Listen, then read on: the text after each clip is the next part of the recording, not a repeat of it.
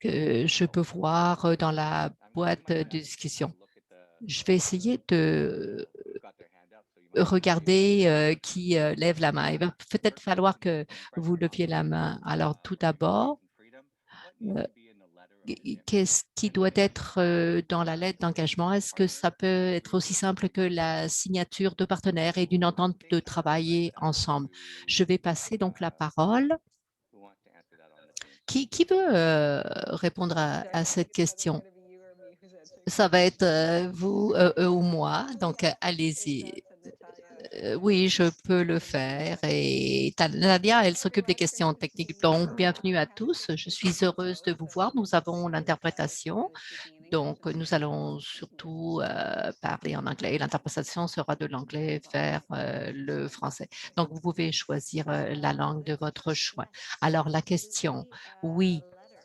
La lettre peut être aussi simple que ça, que les partenaires la signent la même lettre en décrivant comment ils vont travailler ensemble. Donc, ce n'est ça peut être une page ou deux et ça peut résumer comment vous allez travailler ensemble. Comme ça, tout le monde est au courant du rôle qu'il joue dans le projet proposé.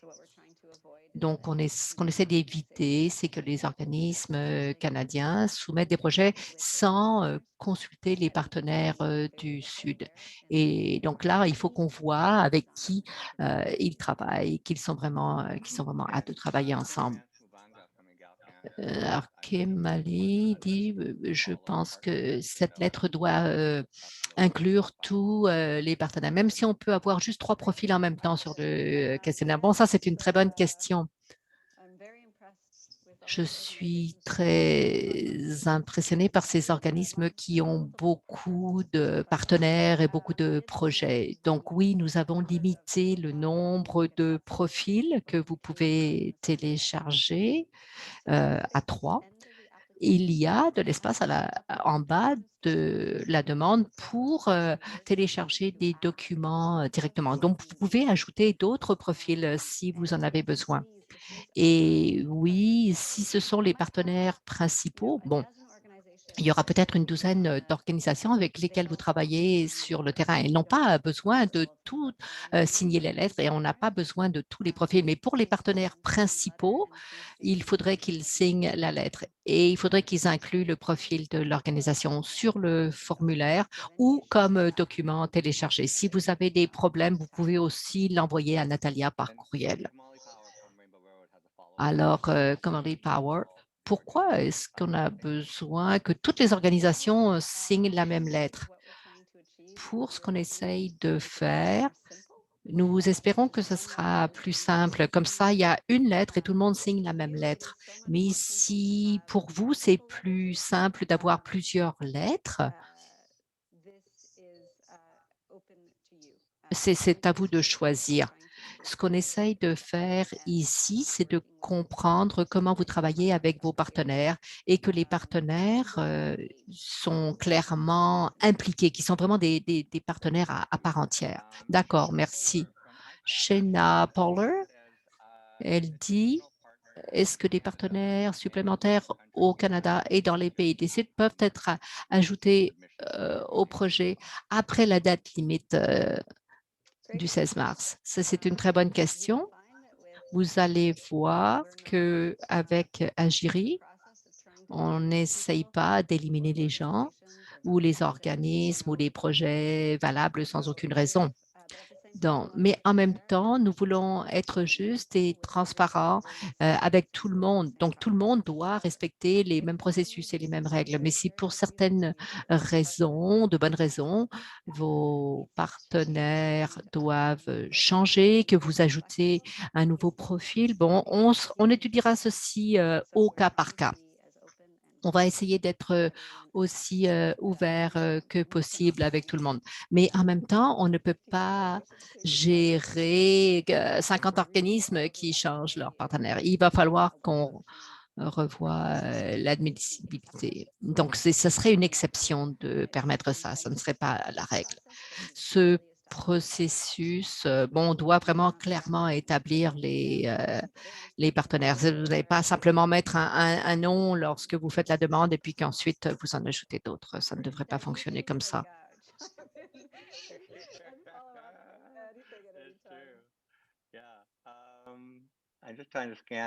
J'essaye de voir si les gens lèvent la main. Il doit y avoir plus de questions. On a une question de Hatana à Bangkok, de Midnight, pardon. Alors, c'est le directeur général de Cobham. Est-ce qu'il y a une recommandation de pourcentage pour le financement qui doit être dirigé vers différents partenaires? Et est-ce qu'il y a quelque chose qui est... Alors, je vais y répondre. Il n'y a pas de partage. On a bien explicite, on n'a pas délimité ça. On n'avait pas de ligne directrice en noir et blanc parce qu'après, sinon, on est un peu coincé. Donc, on essaie d'être aussi ouvert que possible. Il y a de bonnes raisons pour lesquelles ça va être différent dépendamment du genre d'expertise ou de la vulnérabilité de la population, sa marginalisation, par exemple, ou la nature de l'organisation aussi qui est présentée en partenariat dans le projet. Donc, il n'y a pas de règles définies. C'est important de rappeler à tout le monde que c'est un nouveau fonds, c'est une nouvelle équipe, une nouvelle organisation. Nous faisons ceci pour la première fois. Donc, vos commentaires et vos retours, même s'ils sont critiques, sont extrêmement importants parce que ça nous aide à penser comment le fonds va fonctionner durant les 7 prochaines années. Donc, tout ça, c'est vraiment très bon. Et il faut que bon, il y a des choses qui sont coulées dans le béton à cause d'Affaires mondiales Canada et de ses exigences, mais on peut être aussi un peu agile s'il y a des choses qui ont besoin d'être changées. Ça va, c'est bien d'avoir ces commentaires. Bonjour Richard. Donc, le montant du financement proposé dans la phase 1, est-ce que ça peut être inclus dans la phase suivante? C'est 200 000 à 500 000 dollars pour cet appel de proposition. Et donc, ce que vous dites, c'est est-ce qu'on peut demander ça lors d'un autre appel? Alors, on vous demande d'estimer ce que vous allez demander et non, vous n'êtes pas tenu de le respecter. Mais j'espère qu'à cette étape-ci, vous avez pu parler de la portée, de l'étendue de votre projet, même si vous n'avez pas encore rédigé la proposition de projet. On vous demande ceci parce qu'on essaye de savoir. Évidemment, c'est la nature des appels de proposition, c'est qu'il y a un certain montant d'argent qui peut être déboursé. Donc, on veut savoir si la majorité des organismes demandent le maximum. Et donc, à ce point-ci, si c'est le cas, il va y avoir des décisions difficiles à prendre. Donc, pour la planification, et parce que c'est notre premier appel d'offres, on travaille sur certaines hypothèses qui doivent être confirmées ou changées au fil du temps. Merci de votre patience. Peut-être qu'on vous demande des informations qui vous paraissent un petit peu prématurées dans le processus, mais bon, il faut que l'on sache. Victor, je ne sais pas d'où il vient. Si le partenaire du Sud ne peut pas avoir de partenaire canadien avant la date limite, est-ce que cet organisme est disqualifié automatiquement? Moi, je peux y répondre parce que j'ai cette question-là qui m'est posée tous les jours. Donc, Victor, oui, cet appel de proposition, on doit avoir un partenaire canadien. Et la raison pour ça, c'est que ce fonds en particulier, bon, provient d'une organisation qui fait de la plaidoirie depuis de nombreuses années pour ce fonds. Mais C'est la direction des partenariats à Affaires mondiales qui appuie les organisations canadiennes pour travailler avec d'autres organismes internationaux. Donc, c'est une des exigences de ce fonds en particulier. C'est un projet de 7 ans. Donc, il y a un appel de proposition maintenant qui doit être fait avant lundi, mais c'est un projet pluriannuel. Il va pouvoir vous impliquer, établir des relations avec des organisations canadiennes dans l'année qui s'en vient. Moi, je pourrais ajouter qu'il va y avoir un autre appel d'offres l'année prochaine. Donc, si vous n'êtes pas prêt aujourd'hui, parce que bon, c'est arrivé quand même assez vite, vous allez voir que le processus va recommencer dans moins de 12 mois. Donc, vous aurez beaucoup de temps pour planifier ça. Et je crois que c'est important de comprendre qu'on va être très transparent sur qui est financé et vous allez voir comment le fonds va évoluer. Le fonds a certaines priorités sur l'engagement avec différentes communautés, sur toutes les variétés de diversité de genre et sexuelle. Donc, vous allez pouvoir voir ça. Alors, Jennifer Johnson, qui vient de l'Association du barreau, a une question. Elle dit, est-ce qu'il y a une limite sur ce qui est défini comme étant un partenaire dans le Sud? Oui, il y a une limite de ce que ça veut dire. Si j'interprète la question correctement, un partenaire du Sud, c'est quelqu'un qui travaille euh, dans une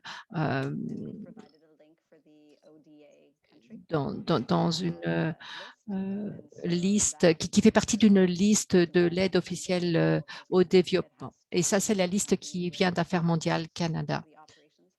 Et donc, le projet doit avoir lieu dans un pays qui est sur la liste des pays admissibles. Bien sûr, c'est difficile.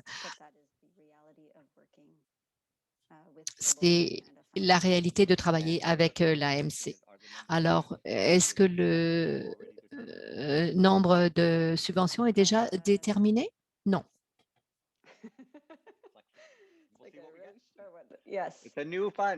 C'est un nouveau fonds, c'est un fonds qui démarre. Donc, on ne sait même pas combien d'organismes vont faire la demande. Scott Ferguson de Rainbow Railroad, il dit si l'organisation du Sud n'a pas une représentation LGBTQI2 suffisante, est-ce qu'il faut qu'il y ait un autre partenaire, un partenaire secondaire avec eux? Désolé, Doug, je pensais encore au nombre de projets qui seraient financés. Je pense qu'on peut fournir un peu plus d'informations. Donc, on ne va pas dépenser tout l'argent lors du premier appel de proposition. On ne veut pas financer 100 organisations pour 500 000 $ la première année. Donc, on peut faire des calculs. C'est un fonds de 17 millions de dollars. Il en a 10 millions qui est disponible pour le volet appel de proposition. Donc, il va y avoir 4 appels de proposition. C'est 2,5 millions. Ça vous donne une petite idée du financement. Ce n'est pas un chiffre très strict. Ça dépend vraiment du montant demandé par chacun des projets. Mais on ne va pas débourser tout le fonds au premier appel de proposition. Donc, il faut voir d'abord ce qui va se passer et quelle sera la portée de ce premier appel. Est-ce que vous pourriez répéter la question? C'était pour la représentation LGBTI, LGBTQI. Est-ce que s'ils n'en ont pas assez, est-ce qu'ils peuvent être partenaires principaux ou est-ce qu'ils ont besoin d'un partenaire secondaire aussi si leur quota n'est pas suffisant? J'y pense. Il y a une différence entre le critère d'admissibilité et le critère de priorité. Pour le critère d'admissibilité, nous avons réalisé que beaucoup d'organismes basés dans le Sud ne sont pas forcément inscrites comme organisations LGBTQI 1, I, pardon, à cause de leur environnement, de l'endroit où ils se trouvent. Donc, ce que nous recherchons, c'est que, bon, leur mission, leur travail, c'est de faire avancer les droits des personnes LGBTQI. Alors, est-ce que ça devrait être le principal ou le partenaire principal ou secondaire? Bon, il y a le partenaire principal, c'est celui qui crée le projet, mais il y a également les partenaires financiers. Ils ont une responsabilité financière dans le projet. Donc, vous pouvez travailler avec les petites organisations non inscrites, mais il y a une organisation qui doit prendre la responsabilité financière pour que les montants puissent être transférés aux organismes plus petits. Je ne sais pas si ça aide à clarifier la question des partenaires principaux et partenaires secondaires. Oui, c'est bon. Je remarque qu'il y a beaucoup de questions qui arrivent. Kamali, Kamali suggère que les partenaires canadiens surveillent les requêtes. Kimali revient à la question des organismes qui ne sont pas inscrits. Alors, pourquoi est-ce qu'ils doivent être inscrits, ces organismes? Et bon, bien sûr, il y a des défis quelquefois pour s'inscrire dans le Sud. À ce point-ci, le financement que nous recevons d'AMC a quelques contraintes. Et bon, la contrainte, c'est que les partenaires du Sud doivent être inscrits ou enregistrés. Donc, si je peux prendre par exemple Equitas, on travaille, Equitas travaille en Haïti et son partenaire principal, c'est Courage. Eux, ils sont inscrits légalement maintenant, mais maintenant, ils ne l'ont pas toujours été, maintenant ils le sont. Alors, en plus de Courage, ils travaillent avec des plus petits partenaires dans ce pays et ils ne sont pas inscrits, ces partenaires-là. Donc, Courage va donner du financement selon différentes modalités à ses partenaires non enregistrés. Même s'ils ne sont pas enregistrés dans le pays, ils peuvent quand même participer au projet et recevoir des fonds. Le partenaire financier, qui lui est enregistré, va les aider à atténuer certains des risques financiers pour vous, l'organisation canadienne, mais aussi pour Affaires mondiales Canada et Equitas.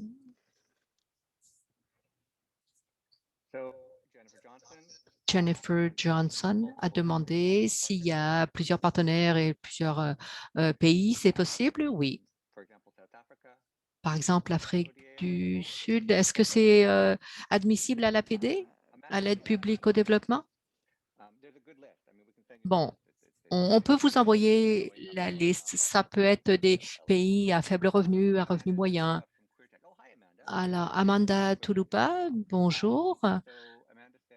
Amanda dit, si on avait des budgets, des options de budget plus bas ou plus haut, comment est-ce que vous suggérez de soumettre? Est-ce que c'est mieux de soumettre un budget plus bas pour qu'un maximum d'organisations puissent recevoir du financement?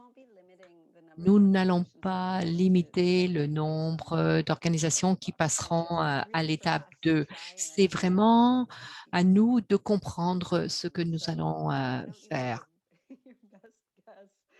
Donc, faites ce que vous pouvez, ce que vous pensez qui va être nécessaire. J'apprécie vraiment les questions et les commentaires et le désir d'être aussi inclusif que possible dans ce processus. Il y a beaucoup d'organismes et donc, si chacune en demande un petit peu moins, à ce moment-là, il y aura plus d'organisations qui pourront recevoir du financement. Ça fait partie de nos valeurs de travailler ensemble. avec surtout qui, il y a eu ce fonds de renforcement des capacités LGBTQ avec Wage. Et souvent, pour les groupes, c'était tout ou rien. Donc, voilà, Jennifer Johnson avait posé. Est-ce que vous avez des limites financières pour les coûts directs et indirects pour les coûts de fonctionnement? Oui, avec les projets de développement international, comme ici, c'est le taux, c'est 12% de frais administratifs. Vous n'êtes pas obligé de l'avoir pour cette prochaine étape, mais j'aime bien le fait que les gens pensent déjà au budget qu'ils voudraient présenter à la deuxième étape. Amanda dit, vous ne pouvez pas fournir de financement direct aux organisations secondaires. Oui, on peut. Vous pouvez en donner aux autres partenaires et vous allez le faire par l'entremise de votre partenaire principal qui a la responsabilité financière. Midnight, alors, les partenaires locaux demandent aux partenaires financiers de le faire. Ou est-ce que c'est le rôle du partenaire principal au Canada?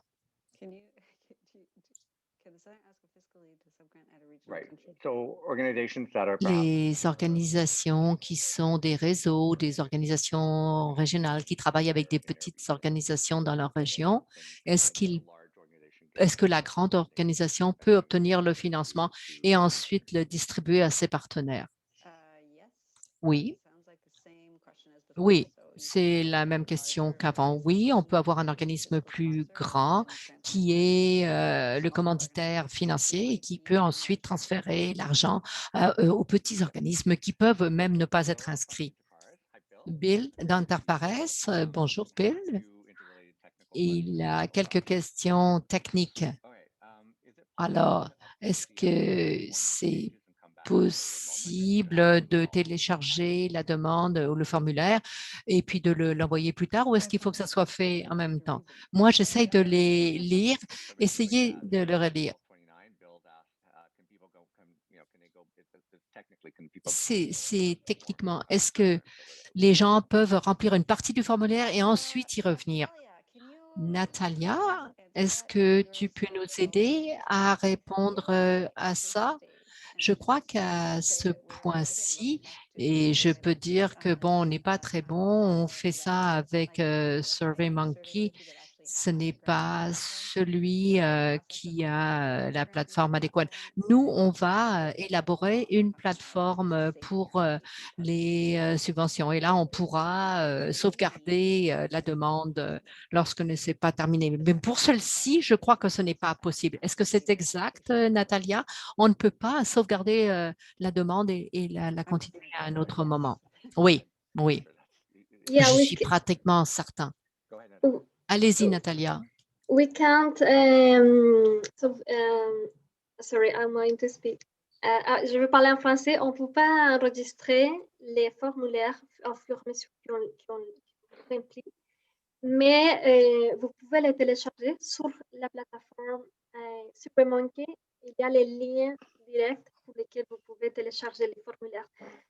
Si jamais vous ne les trouvez pas, vous pouvez m'écrire directement à mon email et je vais vous envoyer les documents Word.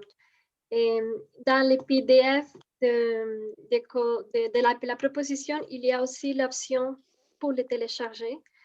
C'est juste, il faut faire clic sur la version Word. C'est juste un mot qui dit version Word. Et sur SurveyMonkey aussi, dans les premières questions, vous avez l'option. Et si jamais c'est difficile à vous trouver les liens, vous pouvez m'écrire à l'email que je vais vous partager sur le chat. Okay, so I'll translate what Natalia just said. So unfortunately, at this time, Malheureusement, à ce point-ci, on ne peut pas le sauvegarder, mais le document Word est disponible sur le site Web et dans le SurveyMonkey. Et dans le document sur les lignes directrices, il y a plusieurs liens qu'on peut cliquer. Vous pouvez le remplir là Et ensuite, lorsque vous êtes prêt, vous pouvez télécharger les différentes sections dans le SurveyMonkey. Et est-ce qu'il y a un maximum de mots? Bon, oui, nous avons bien entendu ça des gens et d'après mes expériences personnelles, c'est vraiment pénible d'avoir une limite de caractères. Donc, on a mis un nombre suggéré. Vous n'avez pas besoin d'écrire un roman. On a suggéré 250 mots, mais on ne va pas s'arrêter s'il y a une centaine de mots supplémentaires qui vous permettraient d'exprimer vos idées. Et donc, vous allez pouvoir ajouter, que les gens peuvent également ajouter un document. À la toute fin du formulaire de SurveyMonkey, il y a la possibilité de télécharger des documents. Scott, il parle de la représentation LGBTQI2 pour les CA. Il y a des organisations qui ont la majorité et d'autres qui ne l'ont pas. Mais ce n'est pas grave. Si un des partenaires peut ne pas l'avoir, oui, ça va. Ce qu'on essaye de faire, c'est un défi pour tout le monde. On ne va pas pouvoir décider exactement qu'est-ce que l'organisation est, si elle est vraiment LGBTQ ou pas. Donc, ce qu'on demande, c'est est-ce que vous avez beaucoup de membres du CA ou des employés ou des membres en général, ceux qui prennent les décisions, qui font partie des LGBTQI2. Donc, c'est un critère prioritaire. Ça dépend des projets aussi. Il y a plusieurs éléments à considérer. Ce n'est pas simplement quelque chose de noir et blanc. On essaie de déprioriser ça dans les projets. Vous ne serez pas rejeté parce que vous êtes à 70% LGBTQ. Ce point a déjà été soulevé. Si votre partenaire principal n'a pas le pourcentage suffisant, mais qui travaille avec une autre organisation qui l'a, bon, là, ça peut marcher. Et nous réalisons que certaines organisations ne seront pas peut-être forcément évidents. Alors, c'est bon, ça fait partie des contraintes de notre travail. Merci. Amy Pata? Est-ce que le responsable fiscal financier doit être au Canada? Non. Le partenaire principal? Vous êtes l'organisation canadienne. Vous pouvez avoir un autre partenaire canadien, n'est-ce pas? Je suis sûre que, bon, si vous êtes une organisation LGBTQI et vous voulez travailler sur une organisation qui s'occupe de deux esprits, bon, vous pouvez le faire. Et si vous avez un partenaire en Amérique du Sud qui, bon, pourrait correspondre à ce partenariat, à ce moment-là, vous avez quand même besoin d'un partenaire du Sud qui sera le partenaire financier. Elle pose la question sur l'expérience internationale de l'organisation canadienne et ce qu'elle doit avoir. C'est une très bonne question. Est-ce que l'organisation canadienne peut être l'organisation principale et gérer l'argent? Oui, l'organisation principale va avoir le plus gros fardeau de gestion financière, peu importe ce qu'il en est. Ça, c'est le modèle classique de l'AMC pour les projets de partenariat. Nous essayons de rendre ça plus équitable, que ce soit plus un partenariat, mais ça, c'est nouveau pour le financement des partenariats de l'AMC. Et c'est ça ce que nous essayons de faire et nous espérons que l'expérience sera positive et qu'elle va pouvoir aider à changer la manière dont les organisations canadiennes fonctionnent. Pourquoi est-ce que ce serait, bon, gouvernement canadien, organisation canadienne et ensuite plus bas, l'organisation du Sud. On voudrait vraiment avoir un partenariat plus égalitaire. Mais oui, il y a un gros fardeau sur l'organisation canadienne. Pour être vraiment clair, c'est l'organisation canadienne qui va être vérifiée, auditée. C'est là où vous voyez le fardeau. Midnight pose une question très spécifique sur la situation en Birmanie. Et est-ce qu'on comprend quels seront les défis de mise en œuvre pour agir? Bon, s'il y a des pays où il y a des problèmes de guerre ou des problèmes d'agitation civile, etc. Alors, qu'est-ce qu'on fait dans ce genre de situation? Il y a des lignes directrices générales de l'AMC, mais il n'y a pas de détails sur ce genre de situation en particulier. L'AMC est au courant que nous travaillons dans des contextes fragiles et difficiles. Il y a également la pandémie de la COVID et c'est sûr qu'il va y avoir des problèmes de mise en œuvre. Vous allez voir dans la proposition de projet que ça ressemble, mais en plus simple.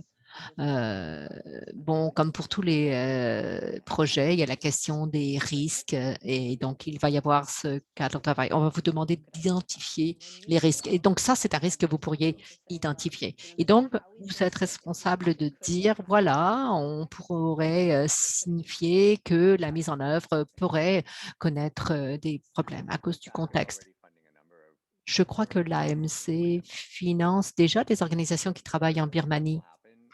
Une des choses qui vont arriver, c'est lorsque les subventions sont accordées, il y aura des liens qui seront établis entre les organisations avec les ambassades canadiennes. Donc, elles peuvent fournir du soutien. On va voir ce qui peut se passer pour les ONG dans cette région. Moi, je trouve que c'est vraiment super que les ambassades puissent s'asseoir et examiner tous ces projets concernant les droits LGBTQI. Et bon, il y a aussi l'autre financement qui va venir et qui va aller aux organisations et aux réseaux régionaux. Quelqu'un a demandé bon, quelle est la liste des pays admissibles pour l'APD? Et est-ce qu'on peut demander du financement pour nos employés? Et si le partenaire canadien n'a du financement que jusqu'en 2022? J'essaye de penser, bon, disons que si on a un chiffre au hasard, s'il y a un partenaire canadien et un partenaire du Sud, et si le partenaire a besoin de 25% du budget, s'il y a un gestionnaire de projet ou quelque chose. Donc, nous avons dit que la majorité du financement veut aller dans le Sud mondial. Donc, est-ce qu'on devrait diviser le 25% alloué? Peut-être. Il n'y a pas de règle fixe. Il y a tellement de critères qui se chevauchent aussi. Donc, est-ce qu'on serait plus agile avec une organisation qui s'occupe d'une communauté marginalisée, par exemple, s'ils travaillent sur les travailleurs intersexes? Alors donc, ils auraient besoin d'avoir un petit peu plus besoin du budget au Canada? Oui, on peut prendre ça en considération. Je suis désolée si ça semble assez vague et pas clair, mais bon, c'est important d'avoir le soutien nécessaire. Oui, vous avez hoché la tête, ça c'est encourageant.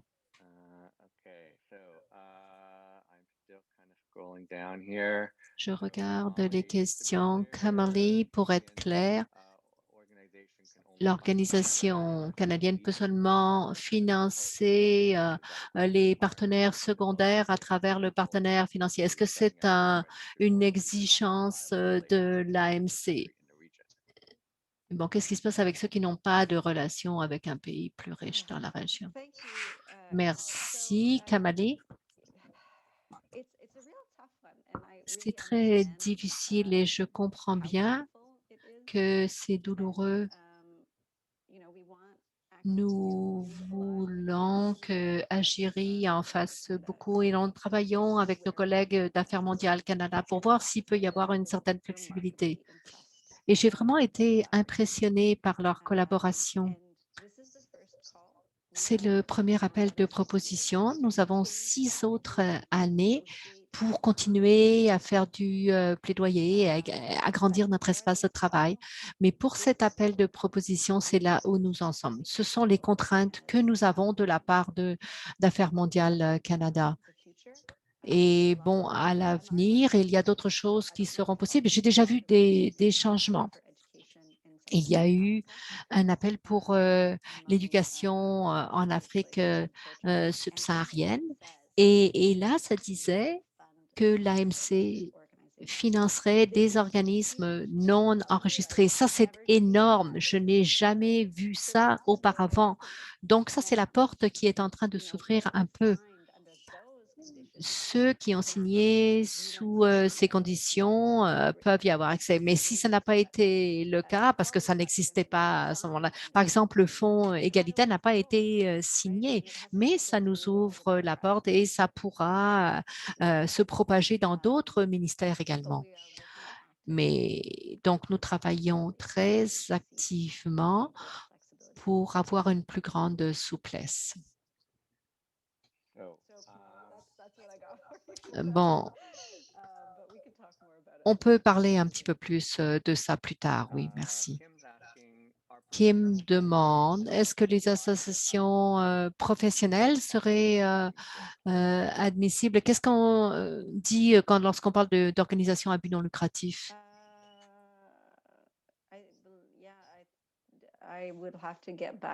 Il faudrait que je vous revienne sur cette question. Je n'y avais pas pensé. Bon, la question des associations professionnelles. L'idée de ce fonds, c'est pour construire la solidarité entre les différentes organisations de la société civile. Ça, c'est vraiment ça. Si on s'éloigne de ça, on s'éloigne des priorités du fonds. Mais je pourrais y repenser. Oui, Amy qui pose la question pour l'expérience internationale, un peu de précision. Oui, les attentes, c'est que les organisations ont eu des liens avec le travail international. C'est important de comprendre la théorie du changement inclus dans le projet. L'AMC, lorsqu'ils ont annoncé ce projet, ont choisi Equitas comme le partenaire de mise en œuvre parce qu'on avait déjà fait beaucoup de travail à l'international avec du financement d'Affaires mondiales Canada. Et les organisations LGBTQ n'avaient pas reçu de financement de l'AMC. C'est comme un programme pilote pour voir quelles organisations peuvent développer les infrastructures pour gérer ce genre de projet. Quelquefois, bon, ça peut être très difficile, la bureaucratie et le montant de travail impliqué lorsqu'on obtient du financement d'Affaires mondiales Canada. Donc, il faudrait que, bon, ils aient déjà une certaine expérience à l'international et qu'ils veuillent en faire plus à l'avenir. Est-ce que je peux participer? C'est quand même une grande subvention.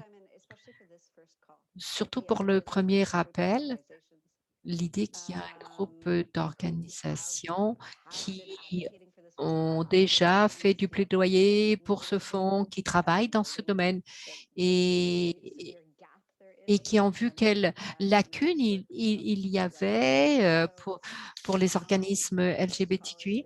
Donc, le premier appel est vraiment dirigé vers les organisations qui sont déjà prêtes.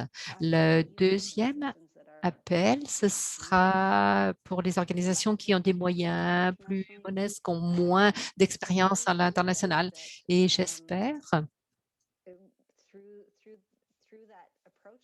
qu'avec cette approche, on sera plus inclusif et qu'on pourra atteindre des populations marginalisées. Richard a un très beau commentaire, ça vaut la peine. si ceci ne devient pas comme les mariages arrangés, ces histoires de partenariat. Et ça, on l'a déjà vu par le passé. Dale, c'est très intéressant. Il demande, bon, à quelle fréquence est-ce que la liste des pays admissibles va changer? Parce que les Barbades, bon, ça va, ça vient, ils sont sur la liste, ils sont retirés, etc. Je ne sais pas à quelle fréquence l'AMC change la liste des pays admissibles. Je pense que c'est périodiquement, hein, à peu près tous les 3 ans, je crois que ça change. Alors, quels autres fonds sont disponibles? Ça, c'est une très bonne question. Et je ne peux pas y répondre durant cet appel. Il y a bon, différentes organisations qui sont financées dans cet espace, mais c'est la même liste de pays autorisés. Un de, pardon, pour le fonds égalité, ils ont reçu de l'argent de l'AMC pour les femmes dans les pays des Caraïbes. Il y en a qui peuvent être financés, d'autres qui ne peuvent pas être financés. Et comme nous, ils font du plaidoyer, ils essayent de voir surtout pour les questions queer et trans, si cette liste de pays admissibles est toujours le meilleur moyen de choisir. Bon, je continue. Est-ce que je peux participer? Richard, ce que je pense, c'est que oui, il faut vraiment insister auprès du ministère. Nous écrivons, nous notons toutes ces questions et nous allons les utiliser comme données et ce sera donc un moyen de pression pour impliquer l'AMC, les engager dans le dialogue. Equitas est là pour vous aider. Agiri peut fournir beaucoup plus et nous sommes là pour amasser des preuves et créer de nouvelles ouvertures.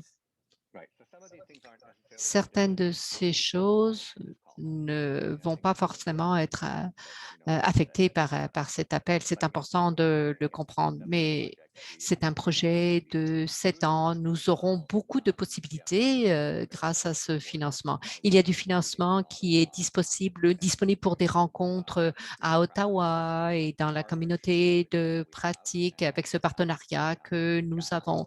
Il faut encore faire du plaidoyer auprès de l'AMC pour la question de la communauté de pratique. Ça va être financé par l'AMC et on va voir ce qui se passe avec Agiri. Healy, bonjour. Une petite question. Pour la question oui ou non, à savoir si l'organisation a déjà reçu du financement de l'AMC ou est-ce que le financement de l'ACDI, il y a de nombreuses années, est-ce que ça serait un oui? Oui, c'est une très, très bonne question. Bon, on n'a pas tout pensé à tout encore.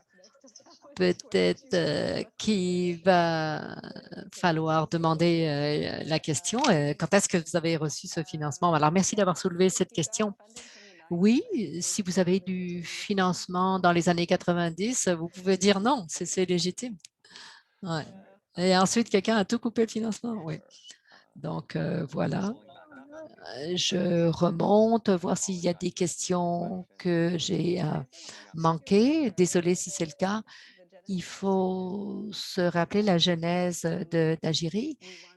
Nous voulions que les organisations qui n'ont pas d'habitude accès aux fonds puissent en recevoir. Et donc, si vous pouvez avoir accès au financement, à un financement normalement, je pense que vous avez d'autres possibilités et vous n'aurez pas besoin d'Agiri pour avoir accès au financement. Alors, il est -5. Est-ce que quelqu'un veut faire des commentaires sur quoi que ce soit avant qu'on en termine? Nous allons passer la parole à Anna. Bon, Donc, maintenant, les gens sont en train de poser des questions. Est-ce que vous pourriez nous faire parvenir les formulaires plus tôt pour qu'on ait plus de temps pour se préparer? Oui, c'est un message très important. Pour être très clair, nous attendons encore notre plan de mise en œuvre du projet pour qu'il soit approuvé. Donc, nous avons négocié une certaine fenêtre de temps, donc nous avons fait l'appel du profil d'organisation, mais nous avons besoin de l'approbation pour passer à la deuxième étape. Donc là, c'est un petit peu délicat comme situation. Il y aura peut-être quelques retards, mais j'espère que tout ira bien. Mais il faudrait que je parle à Affaires mondiales Canada et peut-être qu'on pourrait envoyer les formulaires, comme ça vous pourrez y penser pendant que eux finissent d'approuver le plan de mise en œuvre. Et comme je l'ai dit, nous essayons d'être aussi transparents que possible. On a fait beaucoup de bon travail à négocier. Eux essayaient de résister, mais on voulait faire avancer le processus. Et donc, voilà, on attend de savoir ce qui se passe. On a déjà beaucoup d'expérience dans ce domaine. Alors, Richard demande si le comité de sélection des projets a été identifié. Oui, nous sommes en train d'inviter les gens. Si vous êtes invité, à ce moment-là, il faut que ça soit confirmé. Est-ce que nous avons une date limite pour que les gens sachent qui est au comité? Je voudrais bien dire oui, mais bon, le, le comité conseil a fait toute une liste de tous ces militants merveilleux dans le monde entier. Et bon, nous avons une liste plus courte. Nous allons inviter ces 6 personnes. Et s'ils disent oui, bon, bah là, c'est fait. Mais s'il y en a qui disent non, à ce moment-là, on ira revoir notre liste du début. Il faut qu'il y ait de la représentation d'identité, de région, etc. Donc, je ne peux pas vous dire que ça sera fait au 31 mars, mais dès que nous le savons, nous allons le partager. Et oui, bien sûr, nous allons diffuser les noms des personnes au comité de sélection. 2 autres petites questions. Oui, la date limite a été changée. Ça, c'est maintenant le 15 mars. À quelle heure? Oh, j'adore cette question. À midi, à minuit, minuit. On va dire minuit, heure de l'Est. Alors, c'est Midnight qui a la dernière question à demande. Lorsque il y aura le deuxième appel, est-ce que ce sera le même processus? Bon, c'est un petit peu délicat. Quand est-ce que le second appel aura lieu? Nous sommes en train d'en parler. Et je crois que c'est quand même assez bon de parler du deuxième appel de proposition alors qu'on est encore en train de se débattre avec le premier. Disons que peut-être qu'il y en aura un qui sera accepté avant la fin 2021, mais probablement en 2022. Peut-être plus tôt, je ne sais pas.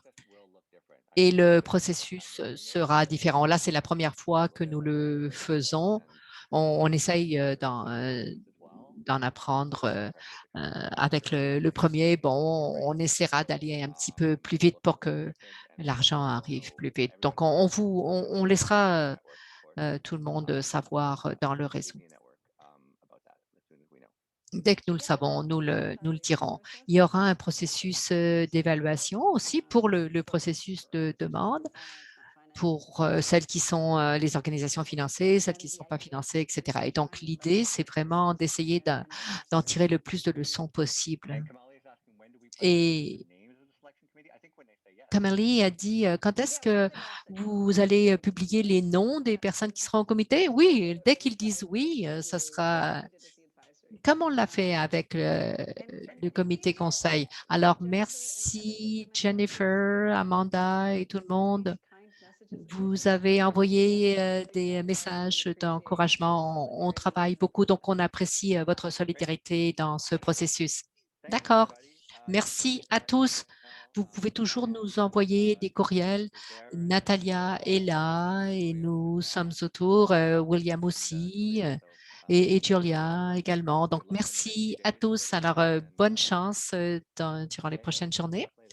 Alors, on se revoit. Au revoir. Bye bye. Merci, bye. Bye.